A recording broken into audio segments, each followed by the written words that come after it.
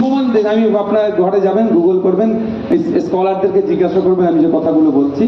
যার যে ক্যাপাসিটি আছে লোড নেওয়ার, তাকে সেইটাই দেয়, তার বাইরে দেয় না। আমি আপনাদের বলবো লোড নিতে হবে, কাজ করতে হবে, সমাজের জন্য কাজ করতে হবে। এই কাজ করতে গিয়ে আপনাদের প্রয়োজনে পিঠও পেতে দিতে হবে। পারবেন তো ভাই? কিন্তু আমরা কেউ যদি মানুষকে কামড়ে নেয়, তা আমরা তাকে কামড়াবো এরকম আমরা এই আচরণ করবো না। কারণ আমরা সমাজ ব্যবস্থা পরিবর্তন করতে এসেছি। সমাজ ব্যবস্থা পরিবর্তন করতে গেলে দুটো সমালোচনা শুনতে হবে। সমালোচনা যখন হজম করে নিচ্ছেন, মিথ্যা মামলা হবে। মিথ্যা মামলাও সহ্য করে নিচ্ছেন, জেল দেবে। জেল সহ্য করে নিচ্ছেন, শারীরিক আক্রমণ করবে। সেটা আপনি সহ্য করে নেন, সমাজ ব্যবস্থা পরিবর্তন হতে বাধ্য বাধ্য বাধ্য। আমাকে ভালো লাগে, আমি আমার কথা বলছি, আমাকে ভালো লাগে। যখন প্রথম নির্বাচনে জিতে এসেছিলাম, তখন আমি কি করব দিশা খুঁজে পাচ্ছিলাম না। কিন্তু আমার বড় ভাইজান আমাকে একটা কথা বলেছিলেন, ধৈর্য ধরে চলো, ভালো দিন আসছে। আর আজকের দিনে দাঁড়িয়ে এসে আমি বড় ভাইজান, সম্মানীয় শ্রদ্ধেয় বড় ভাইজানের কথাটাই বাস্তবে দেখতে পাচ্ছি। এমন কোনো জায়গা নয় যেখানে গেলে নওশাদ ভাইকে চিনতে পারে নাই। ঠিক আছে, তো আমাদেরকেও টেস্ট খেলতে হবে, মাঠে এখন থাকতে হবে। কি বললাম? টেস্ট। যদি এখন টি20 সময় চলে এসেছে, তারপরেও বলছি টেস্ট খেলতে হবে। ক্রিজে টিকে থাকলে টেস্টে হোয়াইট নোতে রান দিয়ে দেবে। তো আপনি ক্রিজে টিকে থাকবেন, ওরা দুর্নীতি, চুরি, অন্যায় করবে, আপনার ভোট এমনিই বাড়তে থাকবে। আপনাকে কিন্তু ব্যাটটা নিয়ে টিকে থাকতে হবে। হবে তো ভাই? না লোভের কাছে আত্মসমর্পণ করবেন? শোনেন, লোভটা হচ্ছে 5 বছরের জন্য, ম্যাক্সিমাম 5 ইয়ার্স, তারপরে কিন্তু ওই 5 বছরের 5 বছরের জন্য লোভ। 5 বছরের পরে আপনাকে আর কেউ খুঁজে পাবে না। আপনাকে আজকে গল্প শোনাবে, আমি আপনাদের বলি, গল্প শোনাবে, সবাইকে বলছি যে তুই চলাই এত বড় পদ দেব, কিন্তু খোঁজ নিয়ে দেখুন তার পদটাই ইনসিকিউর। সে তার পদটাই ইনসিকিউর। সে তার পদে থাকবে না হাতছাড়া হয়ে যাবে, সে ঠিক করতে পারছে না। বা চলে যাওয়ার পর আপনার পদ দিল, 5 বছর পরে সে আপনাকে আর খুঁজে পাবেন না। আর না হলে দুচ্ছাই হবে আপনাকে। বাড়ির কুকুরের যা সম্মান, তার থেকেও খারাপ সম্মান এখন বললে তো খারাপ হয়ে যাবে। রাজ্যের কয়েকটি মন্ত্রী হয়তো তার থেকে খারাপ হচ্ছে। আমি বলছি খারাপ নেবেন না, আমার ভাষায় নেবেন না, আমার বাচ্চাটাকে খারাপভাবে নেবেন না। এই অপরাধটা কি ছিল? সংখ্যালঘু মহিলাদের লক্ষ্মীর ভান্ডার, তারাও আর্থিকভাবে দুর্বল, 500 থেকে 1000 টাকা করা হোক। এটা তো অসাংবিধানিক কথা কিছু বলেনি, ন্যায় কথাই বলেছিল। তো এইটুকু বলার অপরাধে তার সিকিউরিটি কেড়ে নিয়েছিল। সেই দলে আপনাকে আমাকে ডাকছি। যেই দলে গেলে আপনার বলার অধিকার থাকবে না। কেন ফেক এসটি/এসসি সার্টিফিকেট এত ইস্যু হচ্ছে?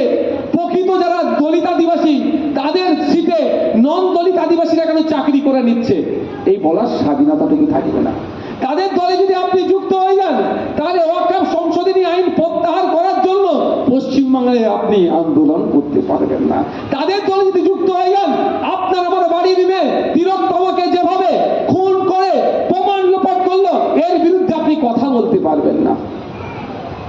জেন্দাই মরে গেলেন তো ভাই। কথা বলার স্বাধীনতাটুকু যদি না থাকে, আপনি এত বড় সাম্রাজ্য নিয়ে করবেন নাকি? তো আমাকে ভেরি রিসেন্ট অনেকে অনেক মাথা খাচ্ছে, খারাপ হবে নেবেন না। আমার বলছে তুমি চলে আসো, হ্যান ত্যান অনেকবার বোঝানোর চেষ্টা করছে। আমি বলেছি দেখুন ভাই, যেদিনকে মিডিয়াতে বলেছি অনেকে চট ফাট অসুবিধা হয়েছে, আমি তাদেরকেও বলেছি ভাই আমি গেলে আপনি কি দেবেন? আমি পাকা মেরে বলেছি, ও এইরকম কথা বললো। আমি শোনেন একটা কথা, আমার বাড়িতে বছরে কোটি টাকা কাঠ ফুরাই, আমরা চাল ডাল আলাদা, সবজি ফবজি আলাদা, সুতরাং আপনি আমাকে টাকা দিয়ে কিনতে পারবেন না, প্রথম কথা। দ্বিতীয় কথা হচ্ছে এই যে আমি 294 মধ্যে একজন আইনসভার সদস্য, কিন্তু আমি শাখাপালা নিয়ে পড়ে যখন পরীক্ষা কেন্দ্রে ঢুকতে দেয়নি, তার বিরুদ্ধে বলার স্বাধীনতা আমার আছে।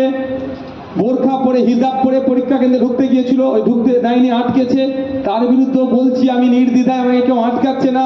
এই বলার স্বাধীনতাটা আমাকে দেবেন তো, অর্থাৎ অন্যায়ের বিরুদ্ধে বলার স্বাধীনতাটুকু দেবেন তো।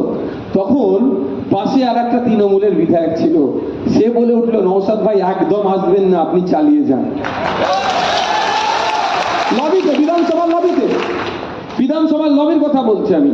সে দাঁড়িয়ে পড়েছে উঠে, বলছে নওশাদ ভাই আপনি ঠিক প্রাণ ধরেছেন, একদম আসবেন না, যে আমাদের ছেড়ে যাওয়ার জায়গা নয়, যে ছেড়ে যেতে পারছি না। তাই আপনাদের বলবো, দূর থেকে না অনেক চকচক করে, নদীর এপার ভাবে ওপারের মানুষ অনেক সুখে আছে, ওপার ভাবে এপারের মানুষ অনেক সুখে আছে। আমি একটা কথা বলতে পারি, আমরা কতটা দুঃখে আছে তা বলতে পারছি না, বা কতটা সুখে আছে তাই বলতে মাপার যন্ত্র আমার কাছে নাই, সুখ দুঃখ মাপার যন্ত্র।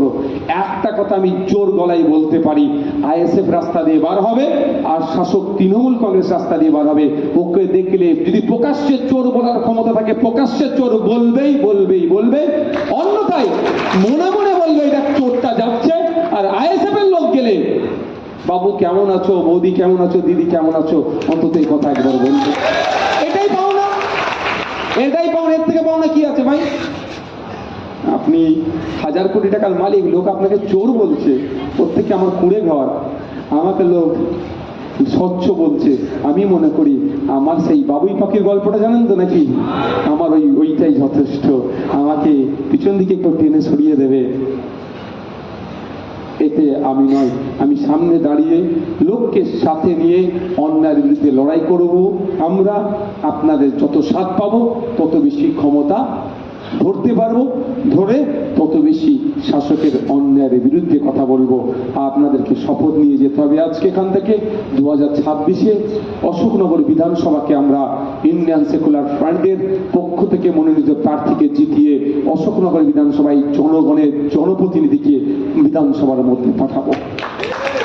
যেই জনপ্রতিনিধি একবারের জন্য বলবে না তুমি কি আমাকে ভোটটা দিয়েছিলে, যে তোমার আমি কাজ করব কি করব না। যে কোন জনপ্রতিনিধি কোনো অন্যায়মূলক কাজ করবে না, জনগণের জনপ্রতিনিধি হবে। ভোটের সময় কি আমার বিরুদ্ধে বলেছে, কি আমার পক্ষ নিয়েছে, সেটা বড় কথা নয়। আমি নির্বাচিত জনপ্রতিনিধি, মানুষের ভোটে নির্বাচিত হয়েছি। আমার নির্বাচনী ক্ষেত্রে প্রত্যেকটা মানুষকে পরিষেবা দেওয়ার আমার কর্তব্যের মধ্যে পড়ে, সেই কর্তব্য আমি পালন করব। এই জনপ্রতিনিধিকে আমরা পাঠাবো। প্রস্তুত আছি তো নাকি ভাই? তার দায়িত্বটা কাদের নিতে হবে? আপনাদেরকে নিতে হবে। বক্তব্য শেষ করব, আপনারা আপনাদের মোবাইলে একটু ফ্ল্যাশ লাইটটা অন করুন তো দেখি, ভালো লাগবে আজকে। থেকে বড় কথা, আপনি কতটা মানুষের সাথে পৌঁছে যাচ্ছেন, এটা মাথায় রাখবেন।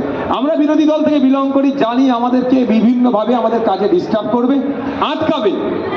কারণ আটকাবে, আবার অন্যদিকে অফার করবে, আমাদের দিকে চলাই অনেক কাজ করবো। কিন্তু আমি আপনাদের বলবো, জনগণের ভোটে আপনারা নির্বাচিত হয়েছেন। ব্যালট বাক্স চুরি করে বা গণনা কেন্দ্র থেকে বার করে